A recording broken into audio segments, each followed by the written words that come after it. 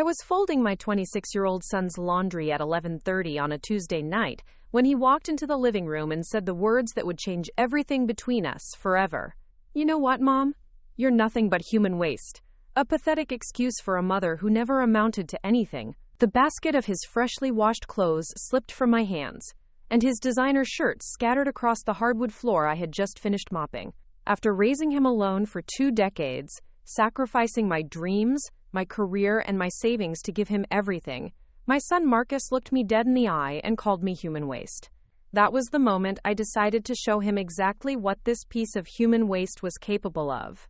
Before we jump back in, tell us where you're tuning in from, and if this story touches you, make sure you're subscribed, because tomorrow, I've saved something extra special for you. Let me take you back to that Tuesday evening in September, because what happened in the hours that followed would completely transform both of our lives in ways neither of us saw coming. My name is Velma Rose White, and I'm 52 years old. I've been a single mother since Marcus was 6, when his father decided that responsibility wasn't for him and disappeared to start a new family in Oregon. For 20 years, I poured every ounce of my energy, every dollar I earned, and every dream I had into making sure my son never felt the absence of his father. I worked 2 jobs to pay for his private school education. I sold my grandmother's engagement ring to cover his college tuition when the scholarships didn't cover everything. I took out a second mortgage on our house in Riverside Heights to help him start his graphic design business when he graduated. That Tuesday night, I had just finished a 14-hour shift at the medical billing company where I work as a senior coordinator, followed by my evening job cleaning offices downtown. I came home to find Marcus sprawled across our leather sectional, the one I had worked overtime for 3 months to afford, playing video games and surrounded by empty takeout containers that I knew I would be expected to clean up. His expensive gaming setup, worth more than I made in 2 months, hummed quietly in the corner of the room. The setup I had bought him for his 25th birthday because he said it would help him work on his design projects. I should mention that Marcus had been living in our house rent-free for the past 8 months. His graphic design business, the one I had mortgaged our home to launch, had failed within 6 months. Instead of looking for work or contributing to household expenses, he had settled into a routine of sleeping until noon, gaming until the early hours of the morning, and treating our home like his personal hotel. He expected meals prepared, laundry done, bills paid, and complete freedom to come and go as he pleased, all while contributing nothing to the household. That evening, as I picked up his scattered clothes from the living room floor, I made the mistake of suggesting that perhaps it was time for him to consider finding employment. Not demanding, not threatening, just gently suggesting that maybe he could start looking for work to help with expenses. The response I received was so vicious, so filled with contempt, that it took my breath away. "Get a job?" Marcus had sneered, not even pausing his game to look at me. "Why should I get some minimum wage garbage job when you're already covering everything? That's what mothers are supposed to do, provide for their children. Besides, my business is going to take off again. I just need more time to build my portfolio." I had heard variations of this excuse for months. Always more time needed. Always just on the verge of a breakthrough. Always someone else's fault when opportunities didn't materialize. I continued folding his laundry, biting my tongue as I had learned to do over the past year, trying to keep peace in our home. "Marcus, sweetheart," I said carefully, "I just think it might be good for you to have some structure, some routine. Even part-time work could help you feel more productive while you build your business." I was trying to be supportive, encouraging, the way every parenting article one had ever read suggested approaching an adult child who was struggling to launch. That's when he turned away from his game for the first time that evening, fixing me with a look of such pure disgust that I actually took a step backward. "You want to know what I think, Mom? I think you're jealous. Jealous that I have talent and potential while you've been stuck in the same dead-end job for 15 years. You never made anything of yourself, so you want to drag me down to your level." The words hit me like physical blows. I had sacrificed my own career advancement countless times to be available for Marcus. I had turned down promotions that required travel because I wanted to be home for him. I had postponed my own education because his needs always came first. Every decision I had made for 2 decades had been filtered through one question: what was best for Marcus? I tried to explain this to him, my voice shaking as I spoke. Marcus, everything I've done has been for you. I've always put your needs first. I just want to see you succeed and be independent. His laughter was cold and mocking. Independent? Mom, you're the one who's dependent. You've built your entire identity around being my mother because you don't have anything else going for you. Face it, without me, you're nothing. You're just a middle-aged woman with no education, no skills, and no prospects. You should be grateful I let you take care of me. The casual cruelty of his words left me speechless. This was my son, the little boy I had read bedtime stories to every night for 10 years. The child I had held when he cried, celebrated with when he succeeded, and protected from every hardship I could shield him from. The young man I had believed was temporarily struggling, not fundamentally entitled and contemptuous of everything I had sacrificed for him. But he wasn't finished. As I stood there in shock, still holding his laundry, Marcus delivered the final blow. You know what, Mom? You're nothing but human waste. A pathetic excuse for a mother who never amounted to anything. All you do is work your meaningless little jobs and try to live through me. It's embarrassing. I'm embarrassed to tell people what my mother does for a living. The laundry basket fell from my hands, and I watched his expensive clothes scatter across the floor. 26 years old, and my son had just told me he was embarrassed by the woman who had worked herself to exhaustion to provide for him. The woman who had given up her own dreams so he could pursue his. The woman who had mortgaged her future so he could have opportunities she never had. I looked at Marcus, still lounging on the couch I had sacrificed to buy, surrounded by the technology I had provided, living in the house I had nearly lost trying to fund his failed business, and something inside me snapped. Not in anger exactly, but in clarity. Sudden, crystal clear understanding of exactly what my son had become under my well-intentioned but misguided care. Pick up your clothes, I said quietly. What? Marcus looked genuinely surprised that I had responded at all. I said pick up your clothes. I'm not your maid. Marcus rolled his eyes and turned back to his game. Whatever, Mom. You'll pick them up eventually. You always do. And that's when I knew with absolute certainty that everything was about to change. Because he was right. I always did pick up after him. I always did enable his behavior. I always did prioritize his comfort over teaching him responsibility. But as I stood there looking at the scattered clothes and listening to the sounds of his video game, I realized that my 26-year-old son calling me human waste wasn't the problem. The problem was that I had raised a human being who thought it was acceptable to speak to anyone that way, especially the person who had sacrificed everything for him. I walked to my bedroom, closed the door, and sat on the edge of my bed in the darkness. For the first time in years, I wasn't thinking about Marcus's needs, or feelings, or future. I was thinking about mine. Preparing and narrating this story took us a lot of time. So if you are enjoying it, subscribe to our channel. It means a lot to us. Now, back to the story. I was thinking about the woman I had been before I became Marcus's mother, and the woman I might still become if I stopped defining myself entirely through his success or failure. I was thinking about the fact that I had allowed my son to become a person I didn't like, let alone respect. And I was thinking about what I was going to do about it. That night, I made a decision that would either save our relationship or end it permanently.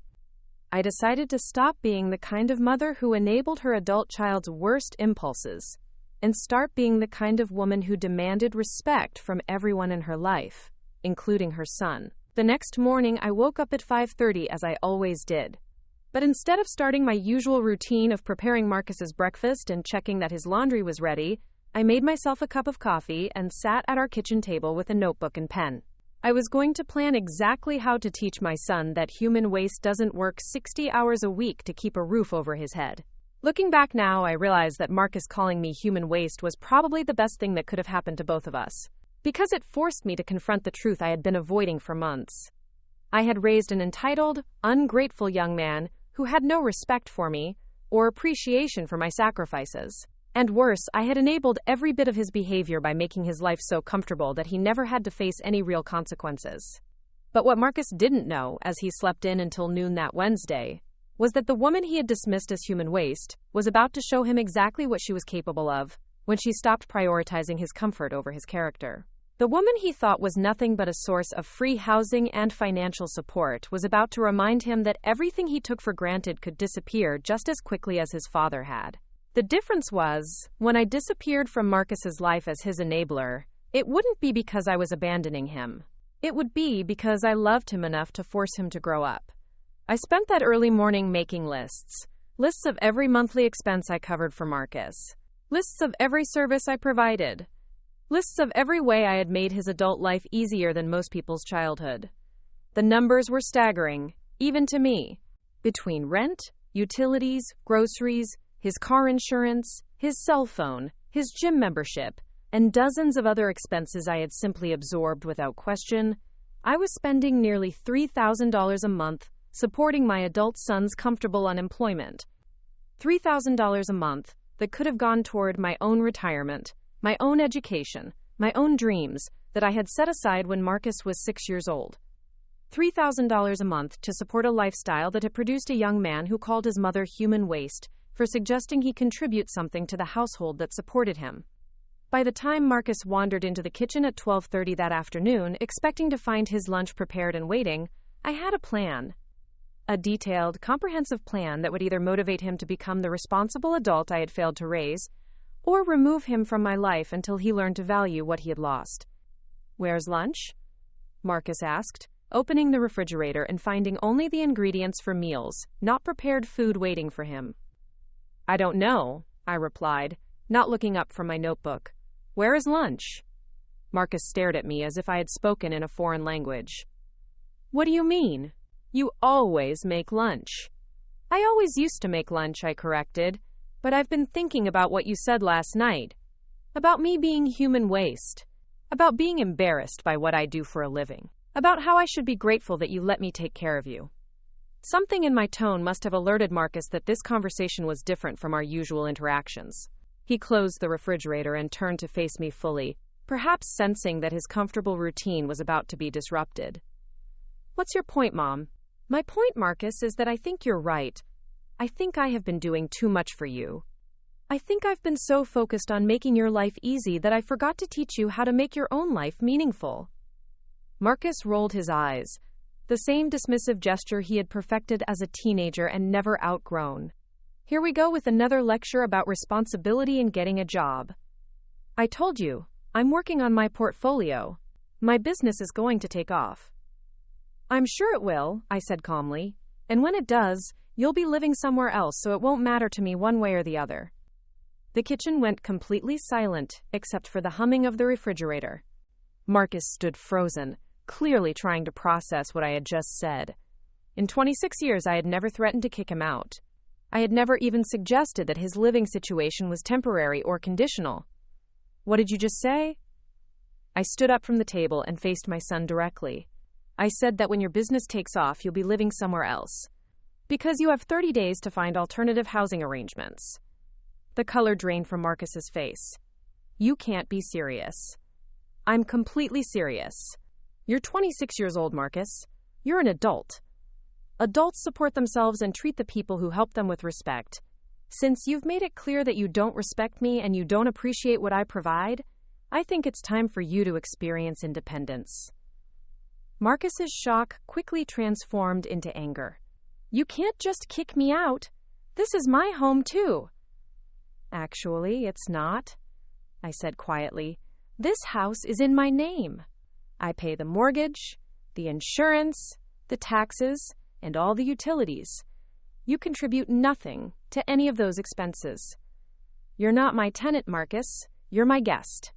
And guests who call their hosts human waste typically find their invitations revoked." I had never spoken to Marcus this way before.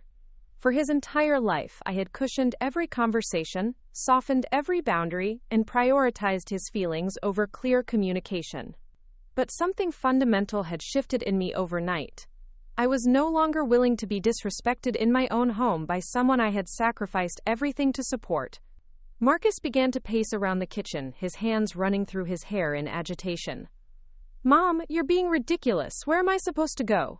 How am I supposed to afford rent when I don't have a job? Those are excellent questions, I replied. I suggest you start answering them today because you have 30 days to figure it out. What about my stuff? My gaming setup? My computer? All my equipment? I had anticipated this question. Your gaming setup and computer equipment are yours to take with you. However, the television they're connected to belongs to me, as does the internet service, the furniture, and everything else in this house. Marcus stopped pacing and stared at me with something approaching panic. For the first time in years, possibly ever, he was facing the prospect of having to solve his own problems without me automatically providing solutions. This is insane, Mom. You can't just decide this overnight. What about family? What about everything you've always said about family sticking together? Family members treat each other with respect, I said. Family members contribute to the household. Family members don't call each other human waste when asked to take responsibility for their own lives. You want to be treated like family, Marcus? Start acting like family. The conversation continued for another hour, with Marcus cycling through disbelief, anger, bargaining, and finally, a kind of desperate pleading that broke my heart even as I remained firm in my decision. He promised to change, to get a job, to contribute to expenses, to treat me better. All the things I had been hoping to hear for months. But I had learned something important in the 24 hours since he called me human waste. Marcus's promises to change always came when he was facing consequences, never from genuine recognition that his behavior was problematic. He wasn't sorry for how he had treated me. He was sorry that his treatment of me might finally cost him something. Marcus, I said finally, when his arguments had exhausted themselves, I love you more than you will ever understand. Everything I have done for 20 years has been because I love you. But love doesn't mean accepting disrespect. Love doesn't mean enabling behavior that prevents you from becoming the man you're capable of being. So you're just going to abandon me? The accusation stung, but I had spent the morning preparing for it. I'm not abandoning you, Marcus. I'm stopping my financial support so you can learn to support yourself. I'm ending my role as your personal assistant so you can learn to manage your own life. I'm refusing to accept disrespect so you can learn to treat people properly. None of that is abandonment. All of it is long overdue. That evening, Marcus made several phone calls. I could hear him in his room, reaching out to friends, asking about temporary housing arrangements, inquiring about job opportunities. For the first time in months, he was actively problem-solving instead of expecting me to solve his problems for him. Part of me wanted to relent, to tell him he could stay while he looked for work, to soften the deadline and cushion the transition. But I remembered his words from the night before. Human waste. Pathetic excuse for a mother, embarrassed to tell people what I do for a living. I had spent 20 years teaching Marcus that he could treat me poorly without consequences. It was going to take more than one day of panic for him to unlearn those lessons. Over the next week, I watched my son experience something he had never faced before: the stress of having to solve his own problems with his own resources. He applied for jobs with an urgency I had never seen from him. He researched apartments and calculated budgets. He called friends and distant relatives, asking for advice and assistance. Some of his conversations were humbling for him. Several friends pointed out that they had been trying to get him to look for work for months. One former roommate from college bluntly told him that he had become impossible to live with because he expected everyone else to handle his responsibilities. But Marcus also discovered resources and capabilities he hadn't known he possessed. He found a part-time position at a local marketing firm that was impressed by his design portfolio. He located a shared apartment with 2 other young professionals that he could afford on his new salary. He even reconnected with his father, who agreed to help with his security deposit in exchange for a commitment to regular communication. By the end of his 30 days, Marcus had transformed from an unemployed adult child living off his mother's sacrifices into a working young man with his own housing, his own income, and his own sense of purpose. The change wasn't complete, and it wasn't without setbacks, but it was real and measurable. The night before he moved out, Marcus knocked on my bedroom door and asked if we could talk. I found him sitting on the edge of his bed, surrounded by boxes and bags, looking younger than he had in years. "Mom," he said quietly, "I owe you an apology. Not just for calling you human waste, although that was inexcusable. I owe you an apology for the person I became when I was living here. For taking everything you did for granted. For treating you like my personal servant instead of my mother." I sat down beside him, careful not to make this conversation easier for him by immediately offering forgiveness and reassurance. He needed to finish this apology without me rescuing him from the discomfort of accountability. "I thought you owed me everything because you were my mother," Marcus continued. "I thought providing for me and taking care of me was just what mothers do, so I never had to be grateful or respectful. I never had to think about what you were sacrificing or what you needed." "What changed your mind?" I asked. Marcus was quiet for a long moment. "Having to explain to people why I was looking for a place to live. Having to say out loud that my mother kicked me out because I called her human waste. Hearing how that sounded when I said it to other people. Realizing that everyone I talked to thought you were completely justified and that I was lucky you didn't do it sooner." He looked at me with eyes that seemed clearer than they had in months. "I also realized that everything I have, everything I've ever had, came from your work. My education, my opportunities, this room, my car, everything. You didn't owe me any of it. You gave it to me because you loved me. And I thanked you by calling you human waste." The apology was real, and it was complete, and it was exactly what I had needed to hear. But more importantly, it was what Marcus had needed to say.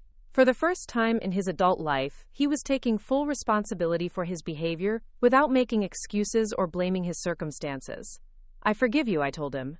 "And I'm proud of you for the changes you've made in the past month. You've shown me that the son I raised is still in there, underneath all the entitlement and complacency." Marcus moved out the next day, and for the first time in 20 years I lived alone. The house felt enormous and quiet, but not empty.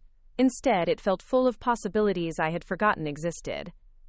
I could eat dinner at 9 o'clock if I wanted to.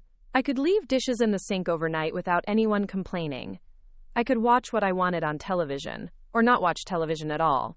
More importantly, I could start thinking about who I wanted to be now that my primary identity as Marcus's provider had ended. I enrolled in evening classes at the community college, working toward the business degree I had abandoned when Marcus was young. I took up painting, something I had loved in high school but had never had time to pursue as an adult. I started dating for the first time in 15 years, discovering that men my age found my independence and self-sufficiency attractive rather than threatening. Marcus and I talked regularly, but our relationship was different now. Better. He no longer expected me to solve his problems or fund his lifestyle. When he asked for advice, it was because he valued my opinion, not because he expected me to take over his responsibilities. When he visited, it was because he wanted to spend time with me, not because he needed something from me. 6 months after Marcus moved out, he called to tell me he had been promoted to a full-time position with benefits. A year later, he moved into his own one-bedroom apartment. 18 months later, he started his design business again, this time with a solid foundation of professional experience and personal maturity.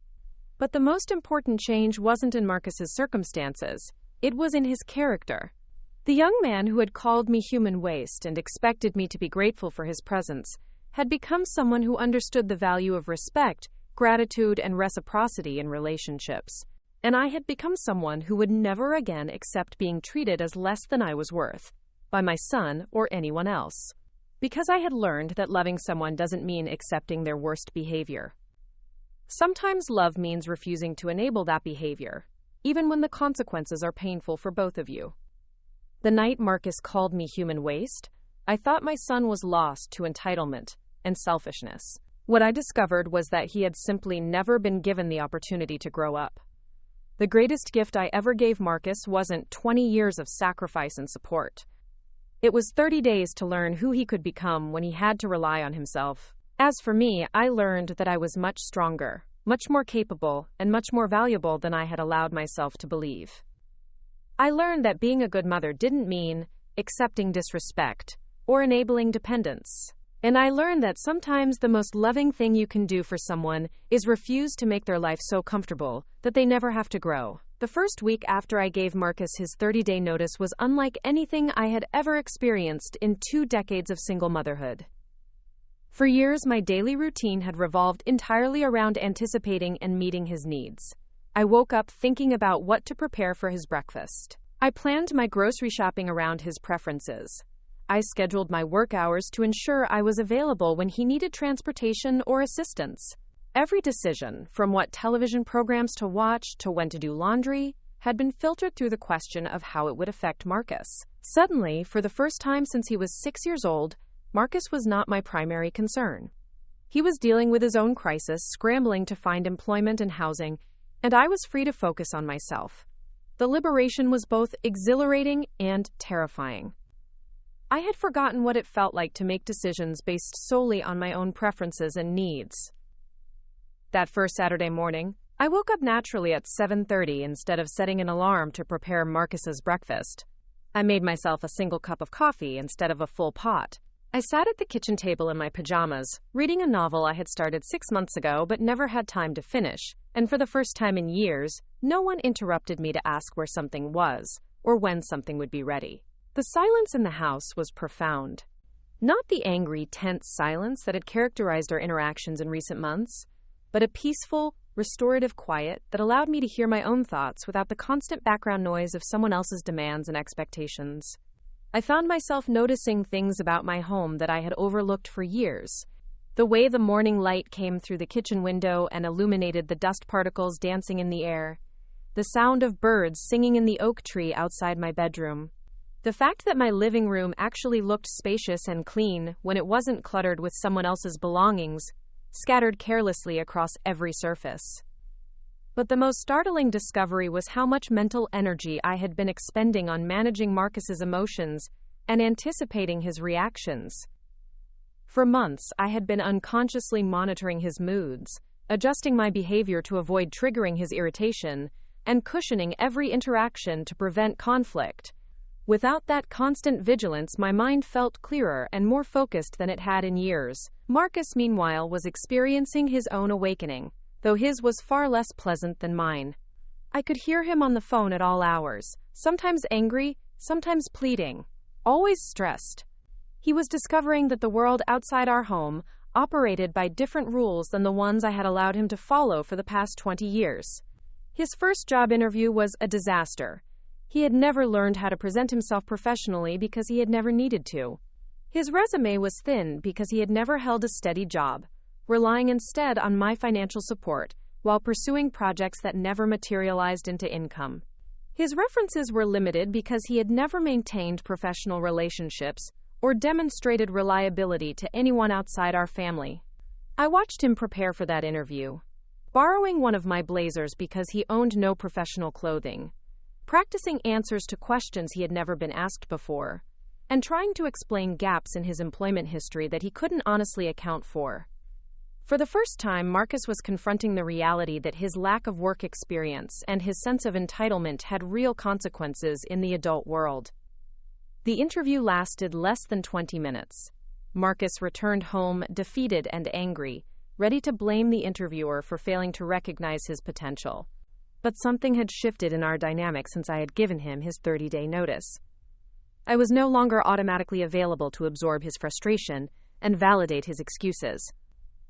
"They didn't even give me a chance," Marcus complained, throwing himself onto the couch with the dramatic flair he had perfected as a teenager. "The guy kept asking about my work history like having a gap means I'm incompetent. Some people take time to find their passion.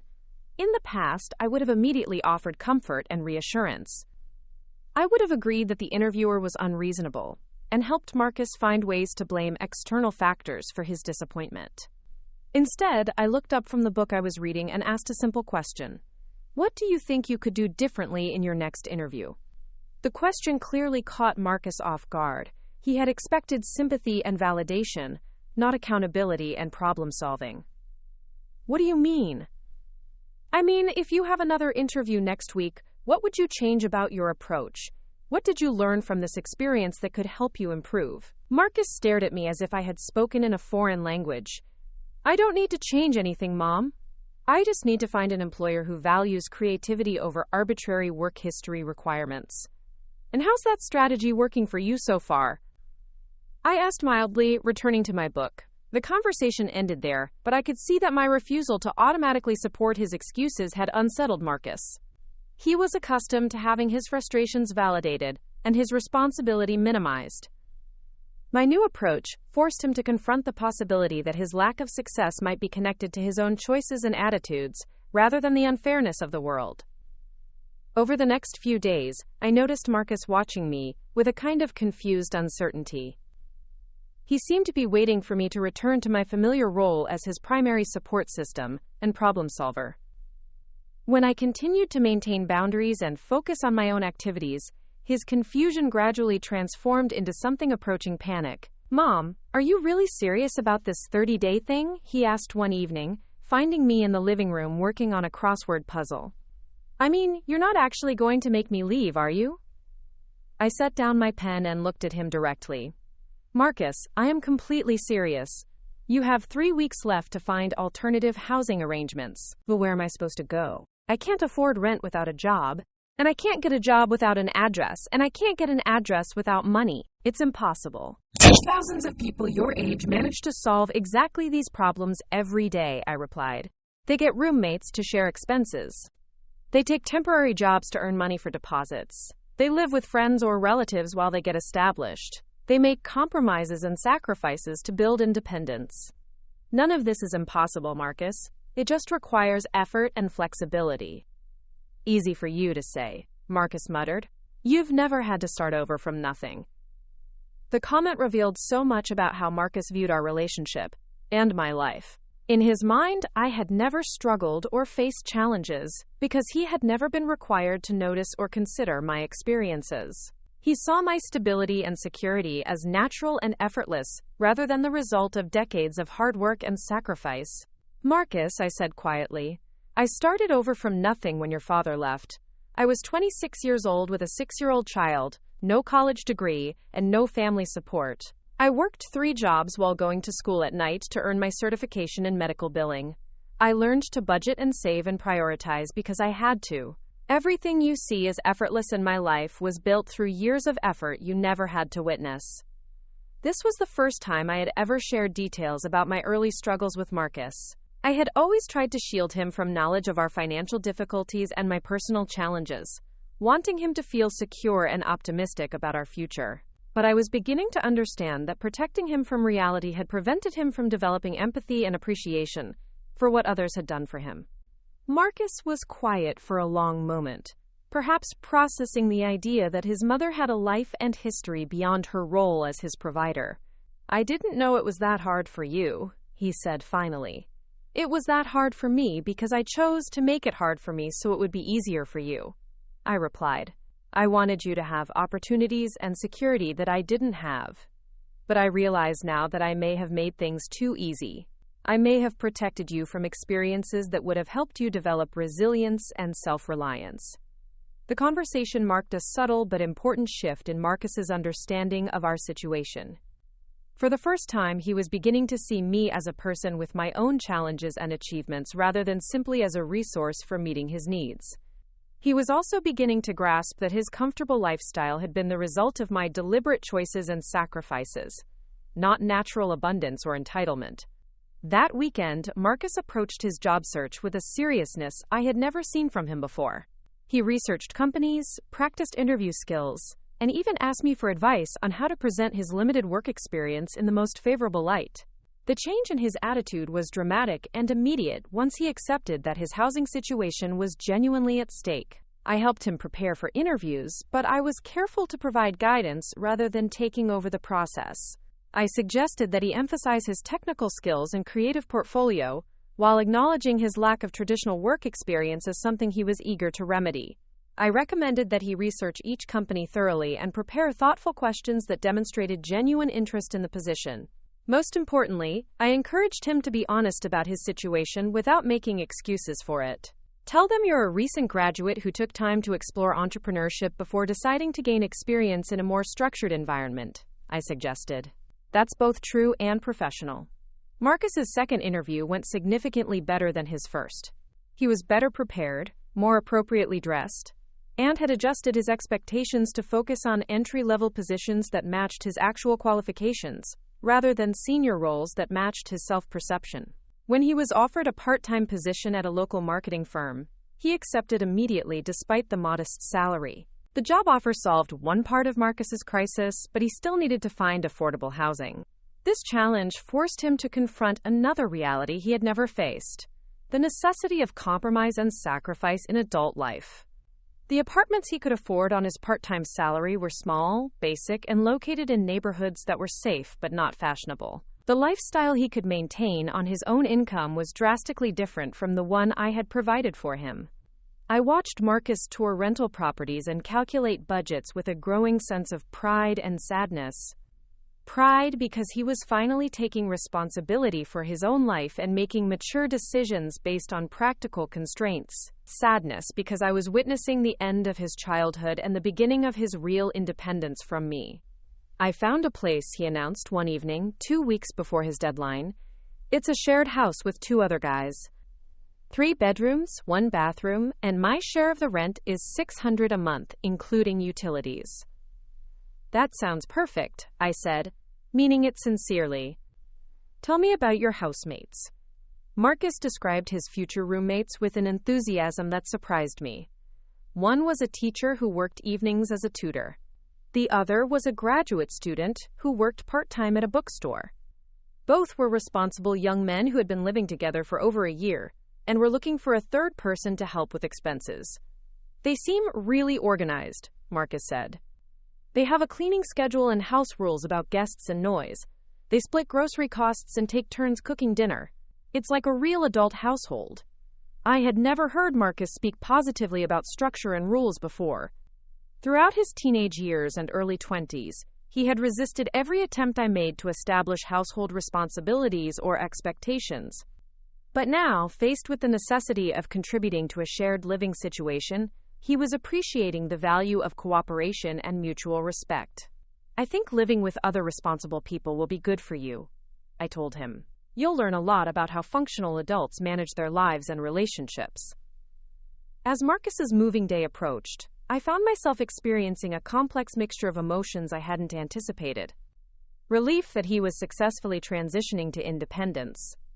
Pride in the rapid development of his maturity and problem-solving skills. Excitement about my own future possibilities.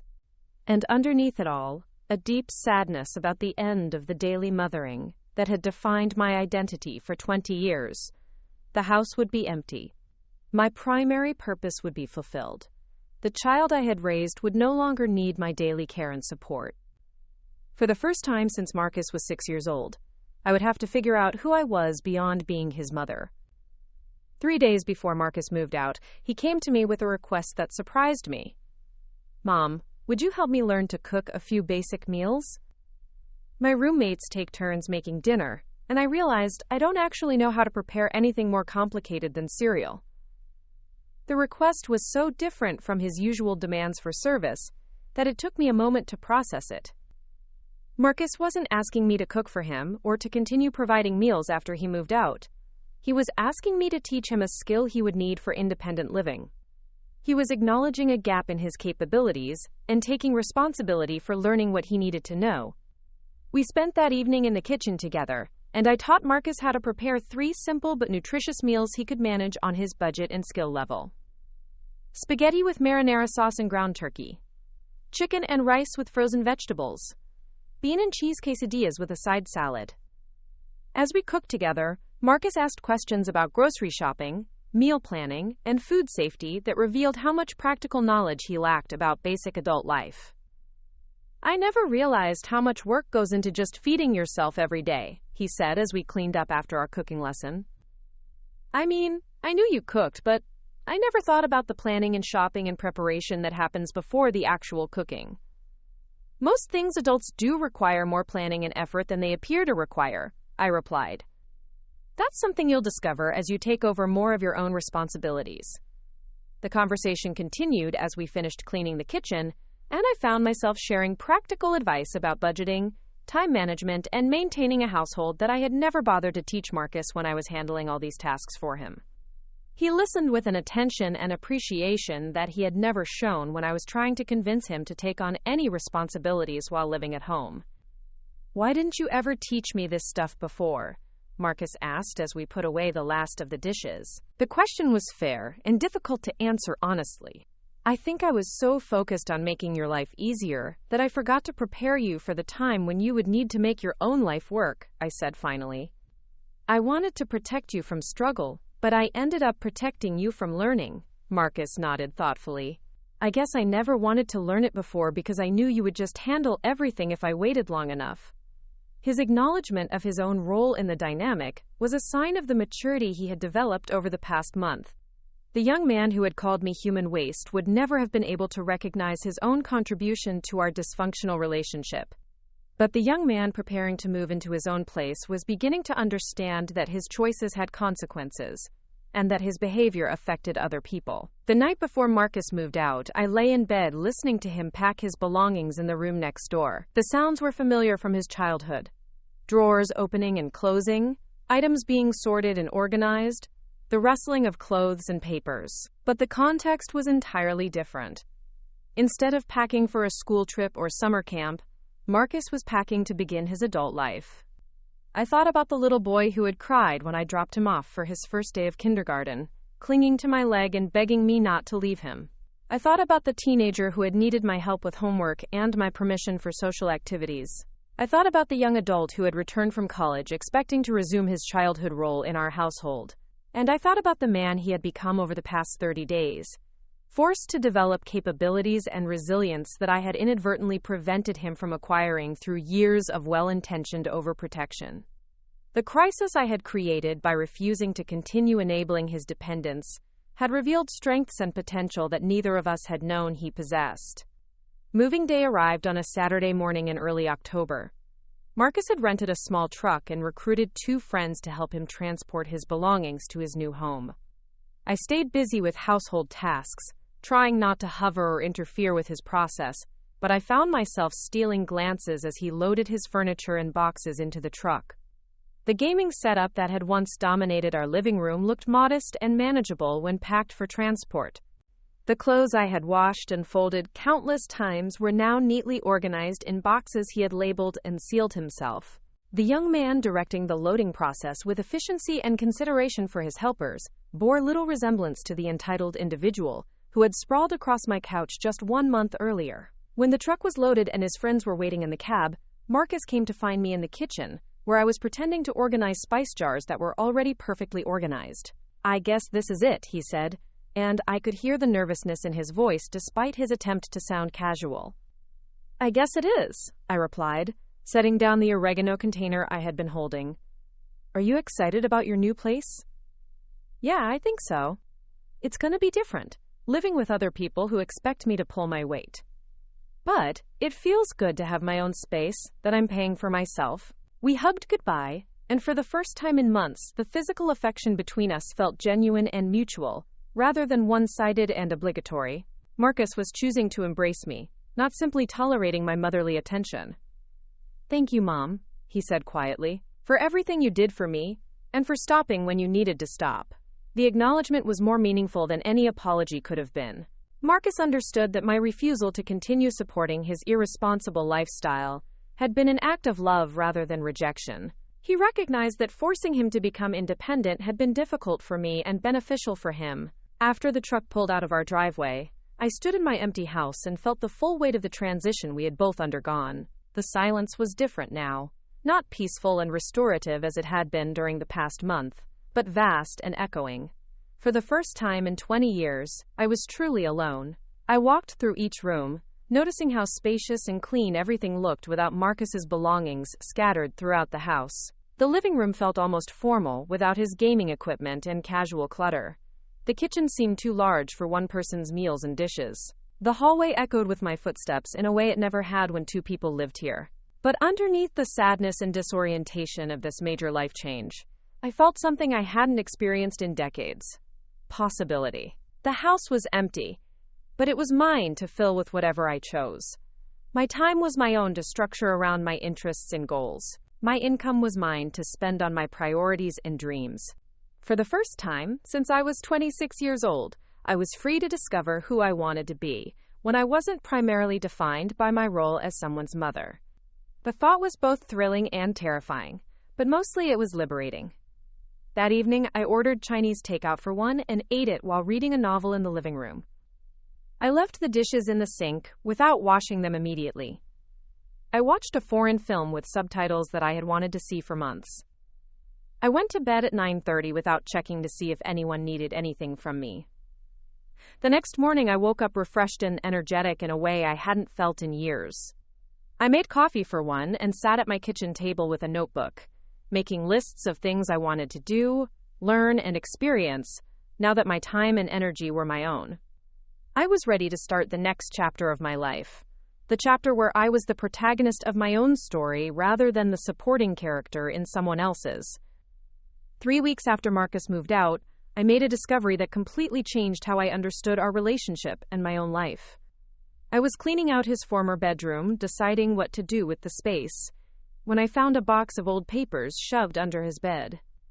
Inside were report cards, school projects, and awards from elementary through high school that I thought had been lost years ago. But underneath those familiar documents, I found something that made me sit down hard on his bed and question everything I thought I knew about my son's attitude toward me. There were dozens of handwritten letters, all addressed to me, all dated from various points over the past 5 years. Letters Marcus had written but never given me. Letters that revealed a completely different perspective on our relationship than anything he had ever expressed aloud. The first letter was dated from his sophomore year of college, written on university letterhead in Marcus's careful handwriting. "Dear Mom," it began, "I know I don't say this enough, but I think about all the sacrifices you've made for me every single day. I see other kids whose parents can afford to just write checks for tuition and expenses, and I know that every dollar you send me represents hours of work at jobs you don't really enjoy. I watch you wear the same clothes for years while making sure I have everything I need for school. I know you turned down that promotion last year because it would have required you to travel, and I know you did that so you could be available if I needed you." I stared at the letter, my hands trembling slightly. This was not the voice of the entitled young man who had called me human waste. This was someone who understood exactly what I had given up for him and felt the weight of that sacrifice. I continued reading, desperate to understand why Marcus had never shared these feelings with me. "I don't know how to tell you how grateful I am without sounding like I'm just saying what you want to hear," the letter continued. "And I don't know how to live up to everything you've invested in me. Sometimes I feel so much pressure to be worth all your sacrifices that I freeze up instead of trying. I know that doesn't make sense, but I'm scared of disappointing you after everything you've done." The next letter was from his junior year, written after I had visited him at college for Parents' Weekend. "Mom, I saw you talking to other parents today, and I realized something that made me feel terrible. You always focus the conversation on me and my achievements, but you never talk about yourself or your own life. When Mrs. Rodriguez asked what you do for fun, you said your fun is watching me succeed. When Mr. Kim asked about your hobbies, you said your hobby is being my mother. I know you think that makes me feel good, but it actually makes me feel guilty and scared. What happens when I graduate and start my own life? What happens when I don't need you to take care of me anymore? Will you have anything left for yourself? I want you to have your own dreams and interests, not just live through mine." I set the letter down and walked to the window, trying to process this revelation. For years, I had believed that my total dedication to Marcus's well-being was what he wanted and needed from me. I had thought that centering my entire identity around being his mother was the ultimate expression of love and commitment. But according to these letters, my selfless devotion had actually created pressure and guilt that Marcus felt unable to express directly. The third letter was dated just 6 months ago, written during the period when Marcus was living at home and I was becoming increasingly frustrated with his lack of direction and contribution to our household. "Dear Mom, I know I'm disappointing you right now, and I know you're too kind to tell me how frustrated you are. I can see it in your face when you come home from work and find me on the couch. I can hear it in your voice when you ask about my job search. The truth is, I don't know how to be an adult. I know that sounds ridiculous because I'm 26 years old, but you've taken care of everything for so long that I never learned how to take care of myself. I don't know how to manage money because you've always handled all the bills. I don't know how to maintain a household because you've always done all the cleaning and organizing. I don't know how to solve problems because you've always solved them for me. I know I should just ask you to teach me these things, but I'm embarrassed that I don't already know them. I'm embarrassed that other people my age seem to have figured out how to be independent while I'm still depending on my mother for everything. So instead of asking for help learning, I just pretend that I don't want to learn. I act like adult responsibilities are beneath me, instead of admitting that they intimidate me. The letters painted a picture of a young man who was much more self-aware than I had realized, but who felt trapped by the dynamic we had created together. Marcus understood that his dependence on me was problematic, but he didn't know how to change it without admitting that he lacked basic life skills that most adults his age took for granted. He was embarrassed by his own incompetence, so he disguised it as arrogance and entitlement. The most recent letter was dated just 2 weeks before our confrontation, and it revealed the depth of his internal struggle during that period. Mom, I think there's something wrong with me. I love you more than anyone in the world, but lately I find myself getting angry at you for no reason. I get irritated when you ask me simple questions. I get defensive when you make perfectly reasonable suggestions. I get resentful when you do nice things for me. I think I'm angry at you because I'm angry at myself, and you're the safest person to be angry at because I know you'll forgive me no matter what. I know that's not fair to you, and I know it's hurting our relationship. But I don't know how to stop feeling like a failure without taking it out on the person who's been protecting me from the consequences of my failures. I want to be someone you can be proud of, but I also want to stop feeling like my worth as a person depends on making you happy. I want to love you without feeling guilty about everything you've given up for me. I want to be grateful for your support without feeling suffocated by it. I don't know how to want these things without hurting your feelings, so I just keep acting like I don't care about any of it. I sat in Marcus's empty room holding these letters and felt a profound shift in my understanding of our relationship. The son who had called me human waste had been drowning in guilt, embarrassment, and resentment that he felt unable to express constructively. The young man who had seemed ungrateful and entitled had actually been overwhelmed by the weight of my sacrifices and his own sense of inadequacy. More importantly, I began to understand my own role in creating the dysfunction between us. My well-intentioned efforts to make Marcus's life easier had prevented him from developing confidence in his own capabilities. My tendency to solve his problems before he had a chance to struggle with them had left him feeling incompetent and dependent. My identity as the all-sacrificing mother had put pressure on him to be worth those sacrifices, while simultaneously making it difficult for him to establish his own independent identity. That evening, I called Marcus for the first time since he had moved out.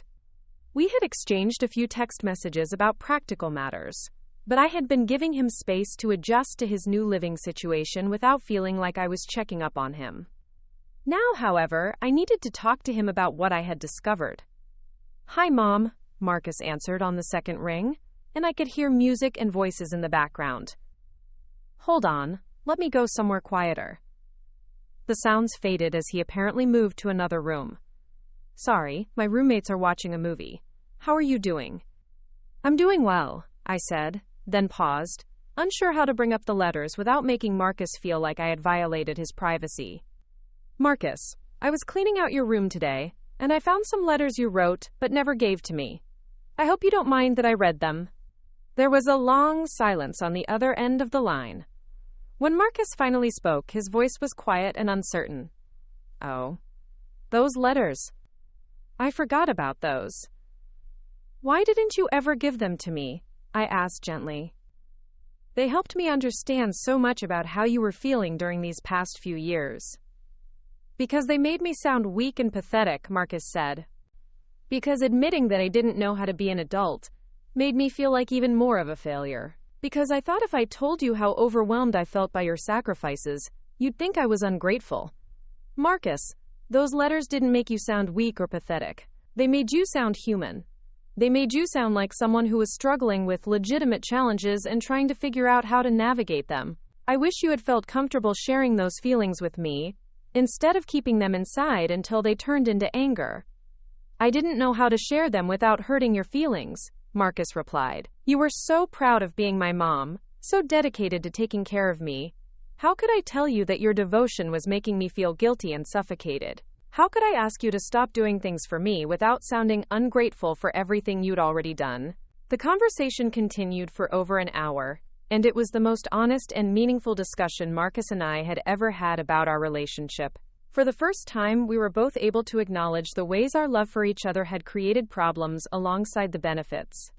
I was able to admit that my need to be needed had prevented me from preparing Marcus for independence. He was able to admit that his fear of disappointing me had led him to avoid taking responsibility rather than risk failing while trying. I want you to know that I'm proud of you for the changes you've made in the past month, I told him. Not because you're finally living up to my expectations, but because you're becoming the person you want to be instead of the person you thought I wanted you to be. It's been hard, Marcus admitted, but also kind of liberating. My roommates treat me like a competent adult, so I'm starting to act like one. When something needs to be done, they just assume I can figure it out, so I do. It's amazing how capable I feel when people expect me to be capable. After we hung up, I spent the evening thinking about the implications of our conversation. Marcus's experience with his roommates highlighted something important about the dynamic I had created with him. By constantly anticipating his needs and solving his problems, I had communicated that I didn't trust him to handle his own responsibilities. My helpful interventions had actually undermined his confidence and prevented him from developing the skills he needed for independent living.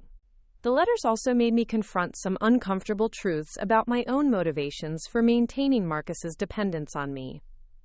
While I had genuinely wanted to help him succeed, I had also needed to feel necessary and important in his life. Being the all-sacrificing mother had given me a sense of purpose and identity that I was reluctant to surrender, even when it was no longer serving either of us well. Over the next few weeks, I began to examine other relationships in my life through this new lens of understanding. I realized that my pattern of overfunctioning for Marcus had extended to other areas as well. I volunteered for extra responsibilities at work because I enjoyed being seen as reliable and indispensable. I took on organizing duties for every family gathering because I liked being needed by my extended family. I always offered to help friends with their problems because solving other people's difficulties made me feel valuable and competent. The common thread was my tendency to define my worth through my usefulness to others rather than through my own interests, achievements, and personal growth. I had become so accustomed to measuring my success by how well I met other people's needs that I had lost touch with my own needs and desires. This realization led me to make some significant changes in how I approached my relationships and my life. I started saying no to requests for help when I was already overcommitted. I began asking friends about their own solutions to problems before offering my advice. I stopped automatically taking on organizational tasks and waited to see if others would step up to handle them. At work, I applied for a promotion that would require additional training and involve some travel. For years, I had avoided such opportunities because they might interfere with my availability to Marcus. Now, for the first time in decades, I was making career decisions based on my own professional goals rather than my parenting responsibilities. The position was assistant director of our medical billing department, and it would involve overseeing quality control processes and training new employees. The salary increase would be substantial, and the work would be more challenging and varied than my current responsibilities. When I submitted my application, I felt a mixture of excitement and nervousness that I hadn't experienced since before Marcus was born. I also enrolled in evening classes at the community college, working toward completing the bachelor's degree I had abandoned when Marcus was young. The classes were in business administration, with a focus on healthcare management. For the first time in my life, I was studying subjects because they interested me and could advance my career, not because they related to helping someone else achieve their goals. The experience of being a student again was both humbling and exhilarating. I was older than most of my classmates, but my work experience gave me a practical perspective that enhanced my understanding of the theoretical concepts we studied. I discovered that I was good at analytical thinking and problem solving when I applied those skills to my own challenges, rather than constantly using them to manage other people's difficulties. My social life also began to expand as I stopped centering all my free time around Marcus's needs and schedule. I reconnected with old friends I had neglected during the years when I was focused entirely on parenting. I joined a book club at the local library, something I had always wanted to do, but never had time for when I was managing Marcus's schedule along with my own.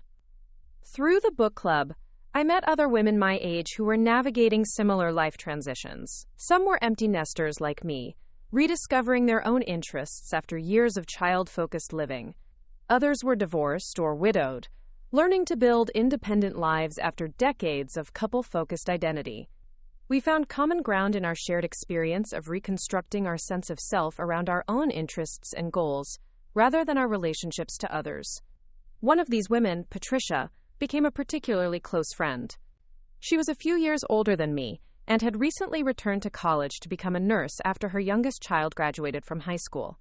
Patricia had a perspective on parenting that challenged some of my long-held beliefs about maternal sacrifice and devotion. I spent 18 years believing that being a good mother meant putting my children's needs before my own in every situation, Patricia told me one evening as we walked around the neighborhood after book club. But I realized that I was modeling self-neglect for my daughters. I was teaching them that women should disappear into their roles as caregivers, instead of maintaining their own identities and pursuing their own goals. Her observation made me think about the messages I had inadvertently sent to Marcus about relationships and gender roles. By always prioritizing his needs over my own, I had taught him to expect that level of self-sacrifice from the women in his life. By defining my worth entirely through my service to him, I had modeled a kind of relationship dynamic that was neither healthy nor sustainable. The irony, Patricia continued, is that my daughters respect me more now that I'm pursuing my own education and career goals. They see me as a whole person with my own interests and ambitions, not just as someone whose entire purpose is taking care of them. And they're more motivated to become independent because they see independence as empowering rather than abandoning. Our conversations helped me understand that my decision to force Marcus toward independence had been beneficial for both of us in ways I was still discovering. By refusing to continue enabling his dependence, I had not only motivated him to develop his own capabilities, but I had also freed myself to rediscover my own potential and interests. Marcus and I began having regular phone conversations, usually on Sunday evenings, that were different from any communication we had shared before. Instead of me asking about his needs and problems while sharing only positive updates about my own life, we had balanced exchanges where both of us discussed our challenges, successes, and ongoing growth. "Mom, I have to tell you something," Marcus said during one of these conversations, about 2 months after he had moved out. "Living with roommates has made me realize how unusual our relationship was. My roommate Jeff talks to his parents maybe once a week, and it's mostly just casual updates about what's going on in their lives. He loves his parents, but he doesn't depend on them for emotional support or practical help with every little thing." "How does that make you feel?" I asked, genuinely curious about his perspective. At first, it made me feel sorry for him because I thought his parents must not care about him as much as you care about me. But then I realized that Jeff seems more confident and independent than I was, and his relationship with his parents seems more relaxed and equal. They treat him like an adult friend instead of like a child they're still responsible for. Marcus paused, and I could hear him thinking about how to express his next thought. "I think maybe the reason I got so angry at you sometimes was because part of me wanted that kind of relationship with you, but I didn't know how to ask for it. I wanted you to see me as an adult, but I was still acting like a child who needed you to take care of everything." "I wanted to see you as an adult too," I replied, "but I think I was scared of what that would mean for my role in your life. If you didn't need me to take care of you, what would our relationship be based on? If you could handle your own problems, would you still want me around?" The conversation helped both of us understand that our previous dynamic had been based on a kind of mutual insecurity. Marcus had been afraid of disappointing me if he struggled with independence, so he had avoided trying to become independent. I had been afraid of becoming unnecessary to him if he succeeded at independence, so I had made it difficult for him to succeed. Both of us had been motivated by love, but our fears had prevented us from expressing that love in healthy ways. "I like our relationship better now," Marcus said. "I like talking to you because I want to, not because I need something from you. I like sharing good news with you because I know you'll be happy for me, not because I need your approval to feel good about myself. And I like knowing that you have your own life and interests, so I don't have to worry about being your whole world. 3 months after Marcus moved out, I received news that changed my perspective on our entire situation even more dramatically. I got the promotion I had applied for at work. The new position came with a significant salary increase, better benefits, and opportunities for professional development that I had never imagined would be available to me. My supervisor, Janet, called me into her office to offer me the position and explained why I had been selected. Velma, your attention to detail and your ability to train and support other employees have been exceptional. But what really impressed the selection committee was your recent initiative in identifying process improvements and your willingness to take on additional responsibilities. You've shown tremendous growth and leadership potential over the past few months. I realized that the confidence and assertiveness I had developed through setting boundaries with Marcus had translated into more effective performance at work as well. By learning to advocate for my own needs and maintain my own standards, I had become a more capable and respected employee. The skills I had developed in refusing to enable Marcus's irresponsibility had helped me become more successful in my professional life. When I called Marcus to share the news about my promotion, his reaction was enthusiastic and proud in a way that felt completely genuine. "Mom, that's amazing! I'm so happy for you. You've worked so hard for so many years, and you deserve to be recognized for your skills and dedication." "Thank you, sweetheart. It feels good to be moving forward in my career after so many years of staying in the same position." "Can I ask you something?" Marcus said. "Do you think you would have applied for this promotion if I was still living at home?" The question made me think carefully about my answer. Honestly, I don't think I would have. I would have been worried about the additional responsibilities interfering with my availability to help you with whatever you needed. And I don't think I would have had the confidence to pursue it because I wouldn't have seen myself as someone with leadership potential. "I'm glad I'm not holding you back anymore," Marcus said quietly. "And I'm glad you're not holding yourself back anymore either."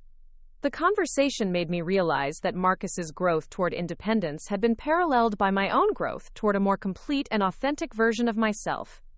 By forcing both of us to change our dysfunctional dynamic, I had not only helped Marcus become a more capable and responsible adult, but I had also rediscovered my own potential and ambitions. As the holidays approached, Marcus and I planned our first Christmas celebration as two independent adults, rather than as a dependent child and an overprotective mother. He would come to my house for Christmas dinner, but he would contribute to the meal preparation and bring gifts he had purchased with his own money. I would enjoy his visit without feeling responsible for managing every detail of his experience or solving any problems that arose. The anticipation of this new kind of relationship filled me with excitement rather than anxiety. For the first time in years, I was looking forward to spending time with my son as someone I genuinely enjoyed being around, rather than someone I felt obligated to serve and protect. And for the first time since he was 6 years old, Marcus was choosing to spend time with me because he valued our relationship, not because he needed my support to survive.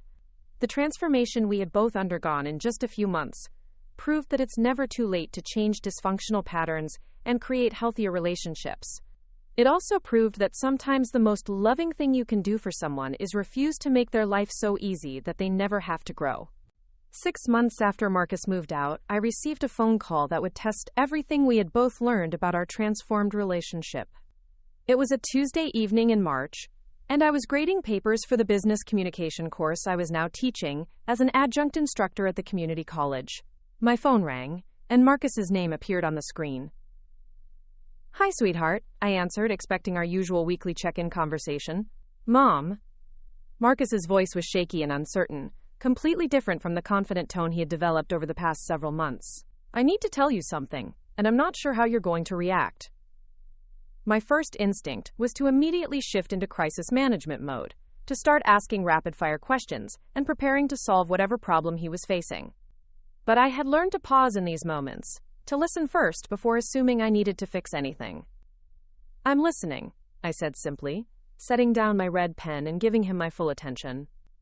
"I got fired from my job today," Marcus said, the words tumbling out quickly as if he was afraid he'd lose courage if he spoke too slowly. "It wasn't performance-related. The company is downsizing, and they had to eliminate several positions. I was one of the last people hired, so I was one of the first to go. I felt a familiar surge of maternal worry and protective instinct.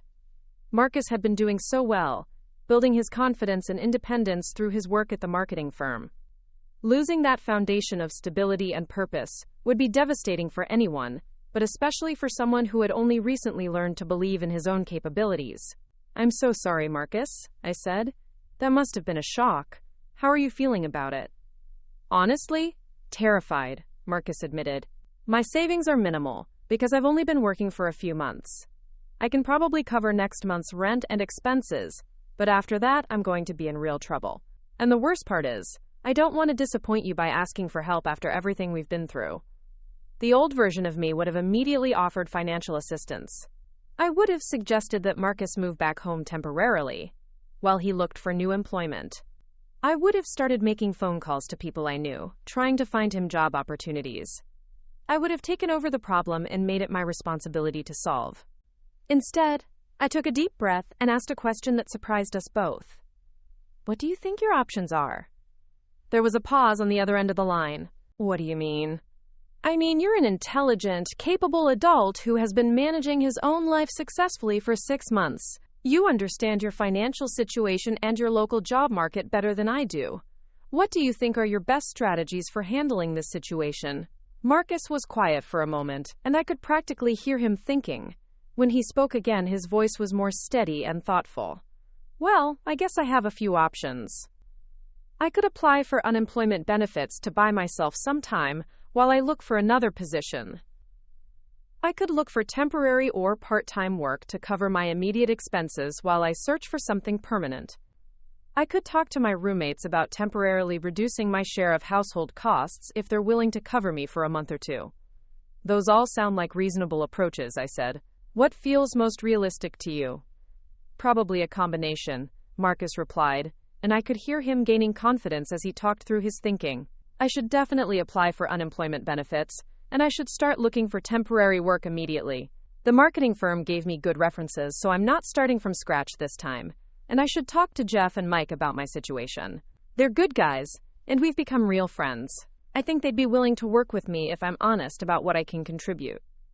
As Marcus outlined his plan, I felt a surge of pride that was different from anything I had experienced during his childhood.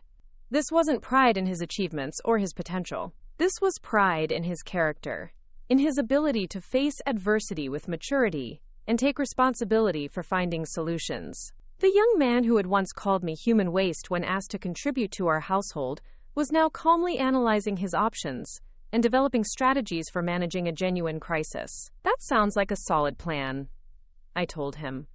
"Is there anything specific you'd like my advice about? Or did you mostly just need to talk through your thoughts with someone who cares about you?" "Mostly I needed to talk it through," Marcus said. "But I do have one specific question. Do you think I should consider moving back home temporarily to save money while I look for work? I know that might seem like going backward after all the progress I've made, but it would give me more time to find the right job instead of having to take the first thing that comes along." The question was a test of everything we had both learned about healthy boundaries and mutual respect. Marcus wasn't asking me to rescue him or solve his problem. He was asking for my perspective on one specific option he was considering. He was treating me as a trusted advisor rather than as a safety net he could fall back on without consequences. I considered my answer carefully. "Marcus, I think that's a decision only you can make, based on what you think would be best for your long-term goals and your personal growth. If you think moving home temporarily would help you find better employment and wouldn't undermine your confidence or independence, then it might be a good strategic choice. But if you think it would make you feel like you were failing or going backward, then it might be worth struggling a bit more to maintain your current living situation." "Can I ask you a personal question?" Marcus said. "Would you be okay with me moving back home temporarily? I mean, I know you've been enjoying your independence too, and I don't want to disrupt the life you've been building." The question revealed how much Marcus's perspective on our relationship had matured. He was considering the impact of his choices on my well-being, not just assuming that I would automatically accommodate whatever he needed. He was recognizing that I had my own life and interests that deserved consideration. "I would be okay with it if that's what you decided was best," I told him honestly. But there would need to be clear expectations about timeline, financial contribution, and household responsibilities. It would need to be a temporary arrangement with specific goals and deadlines, not a return to our old dynamic. Of course, Marcus agreed immediately. I wouldn't expect to just move back into my old room and have you take care of everything like before. I'd want to contribute to household expenses, even if it was a smaller amount than I'm paying now. And I'd want to maintain my own schedule and responsibilities instead of becoming dependent on you again. We talked for another 30 minutes, working through the practical and emotional considerations of his decision. By the end of the conversation, Marcus had decided to try managing the crisis from his current living situation first, using the support systems and resources he had developed independently. If those strategies didn't work out, moving home temporarily would be his backup plan. Thank you, Mom, Marcus said before we hung up. Not just for being willing to help if I need it, but for trusting me to handle this situation myself first. A year ago, I would have expected you to fix this problem for me. Now I know that I'm capable of figuring it out. And that feels really good even though the situation itself is stressful. After we hung up, I sat in my living room reflecting on how different this crisis felt from the challenges Marcus had faced when he was living with me.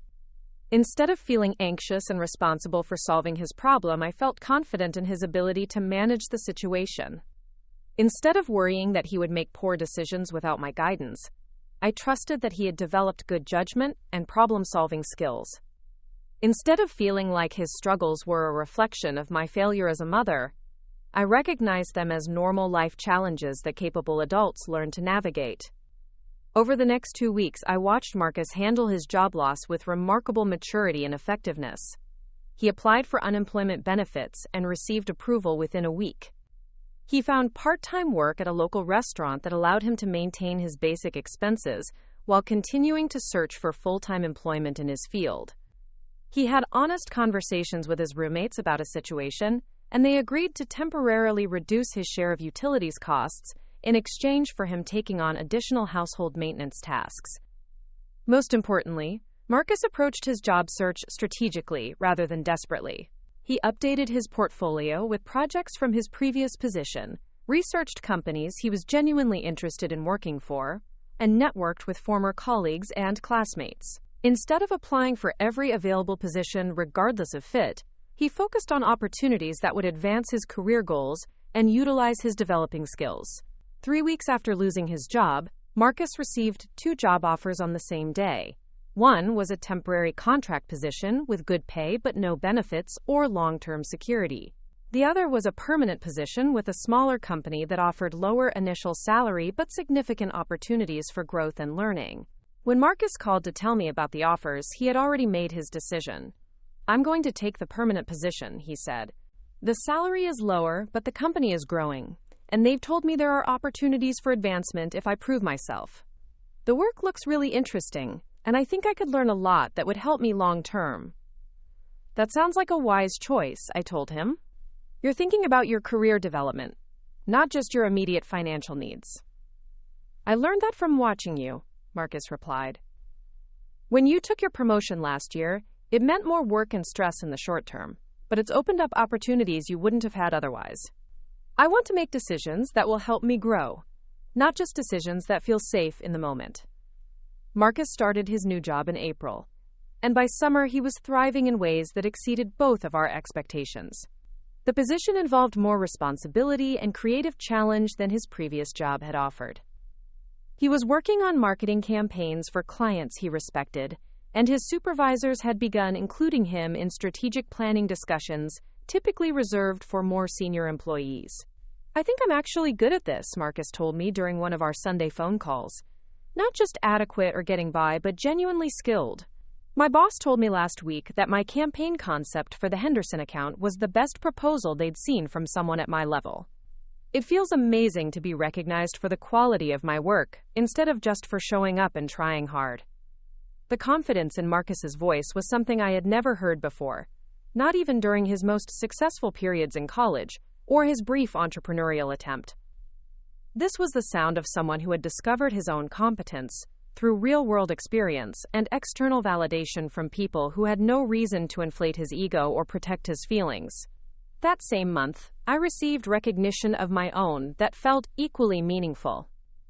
The community college where I was teaching part-time offered me a full-time position developing and coordinating their new healthcare administration certificate program. The job would combine my practical experience in medical billing with my growing expertise in education and program management. It represented exactly the kind of career opportunity I had dreamed about, but never thought would be available to someone with my background. When I called Marcus to share the news, his enthusiasm was immediate and genuine. "Mom, that's incredible. You're going to be amazing at that job. You know the industry better than anyone, and you're such a good teacher. I'm so proud of you for going after opportunities like this." "Thank you, sweetheart. It feels surreal to be making these kinds of career moves at my age, but also exciting. I feel like I'm finally becoming the professional I always had the potential to be." "You know what I think?" Marcus said. "I think you always were that professional. You just spent 20 years using those skills to manage our family, instead of advancing your own career. Now that I don't need that kind of management anymore, you're free to use your talents for your own goals." His observation was insightful and generous. Marcus was recognizing that my capabilities had always existed, but that my priorities had directed them towards supporting his development rather than my own advancement. He was acknowledging that my years of sacrifice had been valuable and meaningful, while also celebrating my current freedom to pursue my own ambitions. As we both settled into our new positions and our transformed relationship, I began to understand that the crisis precipitated by Marcus calling me human waste had been the catalyst for positive changes neither of us could have imagined at the time. His cruel words had forced me to confront the dysfunction in our relationship and make difficult changes that ultimately benefited both of us. Marcus had learned that he was capable of independence, resilience, and professional success when he was required to develop those qualities. He had discovered that respectful, reciprocal relationships were more satisfying than dependent, one-sided arrangements. He had found that taking responsibility for his own life led to genuine self-confidence, rather than the false bravado he had used to mask his insecurities. I had learned that my worth was not dependent on being needed by others, but on my own character, capabilities, and contributions. I had discovered that healthy love required boundaries and mutual respect, rather than unlimited sacrifice and accommodation. I had found that my own dreams and ambitions were valid and achievable, even after decades of deferring them for other priorities. In September, Marcus called with news that surprised and delighted me. "Mom, I've been thinking about something, and I wanted to run it by you.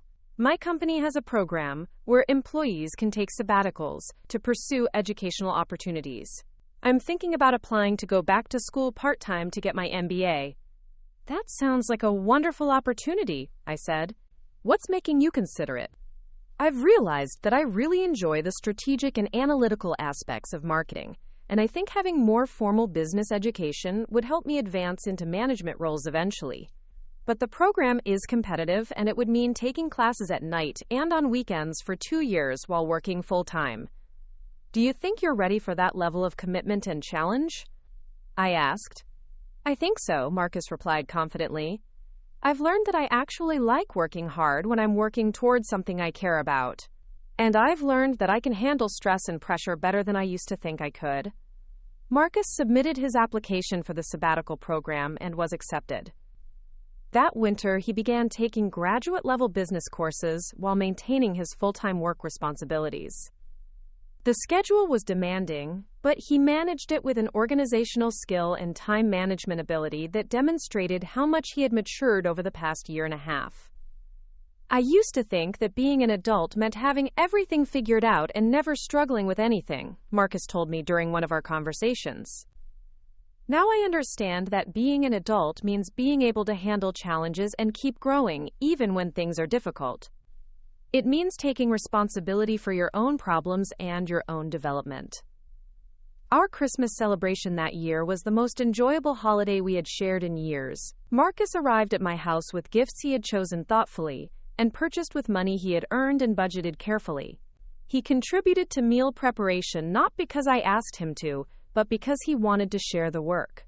We spent the day talking about our respective goals and challenges, as two adults who cared about each other's success and well-being. "I have something I want to say to you," Marcus said as we were cleaning up after dinner. "I know I apologized before for calling you human waste, and for how I treated you when I was living here. But I want to apologize again, not just for those specific things, but for all the years I took your sacrifices for granted.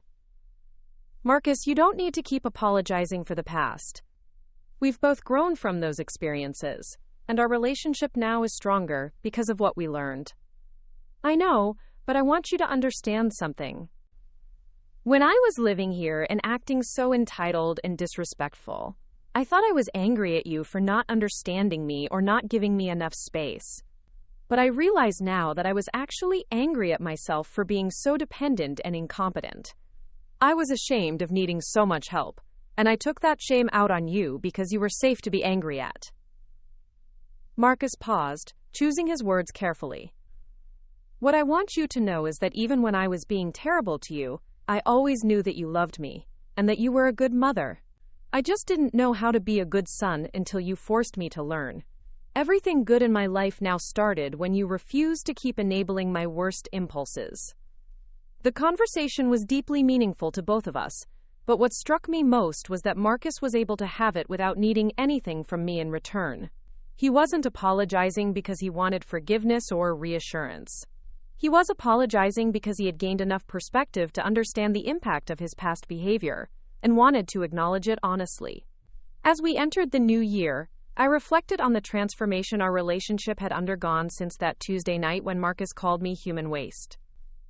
What had seemed like a devastating moment of disrespect and ingratitude had actually been the beginning of the most positive period in both of our lives. Marcus had evolved from an entitled, dependent young adult into a confident, responsible man who was building a meaningful career and contributing positively to his community. He had learned to value relationships based on mutual respect, rather than one-sided service. He had discovered that genuine self-esteem came from competence and character, rather than from having others constantly accommodate his needs. I had evolved from a woman whose entire identity was built around serving others into someone who pursued her own goals while maintaining healthy, balanced relationships. I had learned that love didn't require self-sacrifice to the point of self-erasure. I had discovered capabilities and ambitions that had been dormant for decades but were still vibrant and achievable.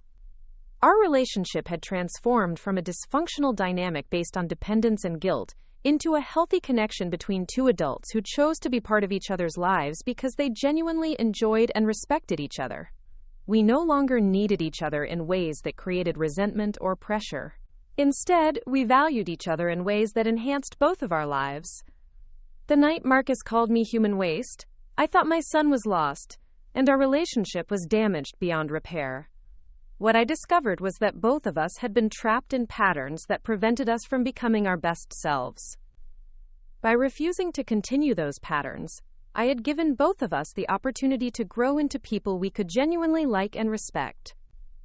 The greatest lesson I learned from this experience was that sometimes the most loving thing you can do for someone is refuse to make their life so comfortable that they never have to develop their own strength. The greatest gift I gave Marcus wasn't 20 years of sacrifice and service. It was 30 days to discover who he could become when he had to rely on himself. And the greatest gift Marcus gave me, unknowingly, was the crisis that forced me to rediscover who I was beyond being someone's caretaker. His worst moment became the catalyst for both of our best transformations. Today, when people ask me about parenting or relationships, I tell them that love without boundaries isn't really love at all. It's fear disguised as devotion. Real love requires the courage to allow people to struggle, to fail, and to grow. Real love means believing in someone's potential, even when you have to refuse to rescue them from the consequences of not living up to that potential. Marcus and I both learned that we were stronger, more capable, and more valuable than we had allowed ourselves to believe. We learned that healthy relationships require two whole people choosing to share their lives, not one person disappearing into service to another. And we learned that it's never too late to change destructive patterns and create something better.